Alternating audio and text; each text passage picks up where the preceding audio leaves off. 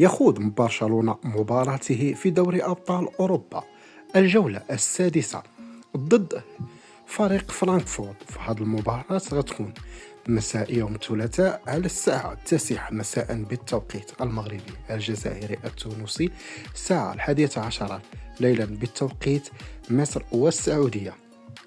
أما بخصوص القنوات الناقلة لهذه المباراة فهي غتكون منقولة على قناة بي إن سبور 2 القطرية بالنسبة للإخوة اللي عندهم في اي بي باكاج.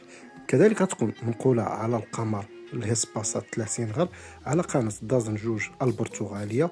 كذلك غتكون منقولة على القمر الأسر 16 على قناة الكانال لايف 4، وغتكون منقولة على القمر الاتساع 16 على قناة أرينا سبور 3 الكرواتية.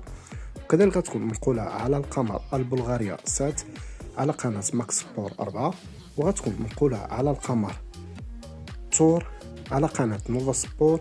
وما نساوش معنا قناة دي جي سبور 2، وآخر قناة معنا وهي قناة نوفا سبور التي تتواجد على القمر الأسرع 23 شرق، وفي نفس هذا القمر غتكون منقولة على قناة زيكو سبور.